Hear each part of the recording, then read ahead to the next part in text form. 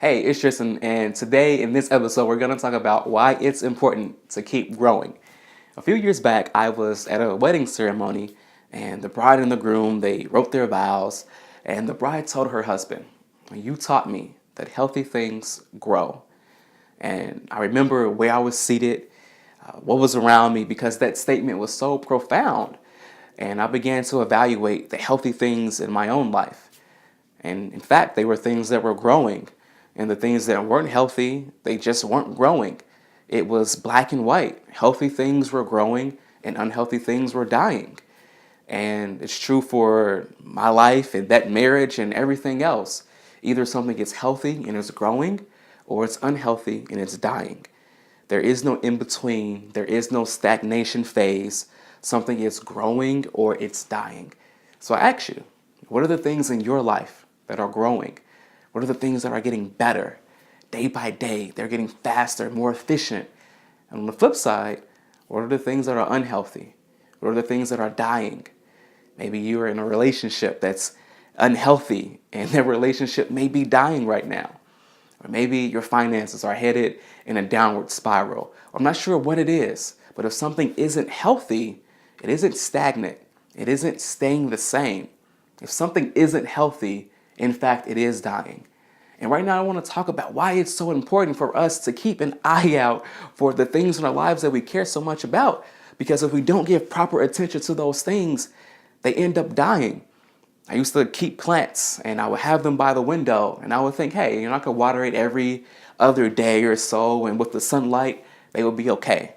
Over time, my plants died, and I came home one day and I noticed it, and it was so different than the day that I brought it home. And it died in a day's instance when I didn't give it water. It took time, but from the first day that I stopped watering it consistently, stopped giving it the nutrients that it needed to flourish and to grow, that was the day that my plant started to die. And it withered and it turned brown and it was ugly and the leaves flaked and it turned into this really ugly thing that I didn't want anything to do with. But it was my fault. I was the one that didn't give it the attention that it needed, and I was the cause of my plant's death. And for the things in your life, your health, your career, your relationships, if you aren't giving those things the nutrients that they need to grow, ultimately you're going to be responsible for those things dying. And it doesn't take much for us to give attention to a certain thing and then we're 100, we're A plus in that area, and then we start to look at other areas of our lives and they're falling off. It's growth, but it's improper balance. We have so many things that we can get excited about, and over time, other areas of our lives can begin to suffer because we haven't allocated the proper energy to make sure that we are balanced in our growth. So how is it that we can be excited about a few things and continue to grow and not allow everything else to fall by the wayside? We have to know that growth in all areas of our lives is so important. And this is how we do it. First, schedule your growth. Put growth in your calendar. But you may be saying, Tristan, that's so many things. I have my job, I have my family, I have my intimate relationships, I have so many things. How am I going to schedule growth in all those? I'm going to be overwhelmed and it's never going to get done. Let's go ahead and chunk it down to 3 separate things: mind, body, and soul. If you can find a way to chunk everything in your life into those 3 different categories, mind, body, and soul, you'll find a way to put those things in your calendar. Maybe before you wake up, that's your soul time. You find some time to read or to pray or to meditate, whatever it is that you do to connect spiritually. And then maybe after work or sometime on the weekends or even during your lunch break, maybe that's body time. Maybe you go for a jog on your lunch break, or you hit the gym, or you go get a salad instead of the burger. You take care of your temple. And then there's soul, your relationships, your mind. You're growing, you're learning new things, and you're experiencing different things. You're making yourself excited about something you didn't know before. Mind, body, and soul. It's so easy to just categorize those 3 different things and schedule growth to keep ourselves sharp. And then the next thing, grow together. Grow with other people. It's easy to try to do these things on our own and we get discouraged because we aren't growing as fast as we think we could, or we don't know the way to go. We don't know the proper strategies, and we end up giving up because we don't see the results that we want to see. Or we get lonely and discouraged and we think, oh, it's not worth it. And we don't have anyone to push us to keep going. So when you grow in community, it makes it so much better. I'm always amazed when I go to the gym early in the morning and I see a group of guys, it's 4 or 5 of them, and they're always the biggest guys in the gym. And it's because they encourage one another.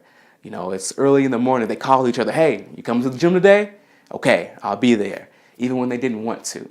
So when you have people around you to encourage you to keep on going, it makes the journey so much more easy to bear. And the next thing, schedule, do it with other people.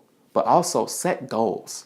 When you're growing, it makes it so much fun to have something to shoot toward. If you're running a mile, maybe you did 10 minutes this week, and maybe you do 9 minutes next week, or whatever it is. Maybe you read a book in 2 weeks, and then next week you read it in 10 days. I'm not sure what areas of your life that you're trying to grow in, but if you set goals for yourself, you make it easier to push yourself because you know what the next level is. It's exciting to get to the next level. It's exciting to know that you're better, you're stronger, and you're faster, you're leaner. So go ahead and set some goals.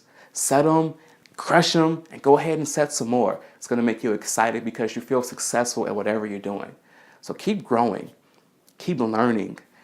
Don't graduate from high school or from college or whatever you graduate from and think that the learning stops there.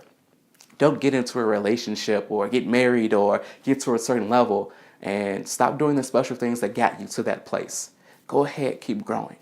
Let the people know that you appreciate them in your life that has been there with you.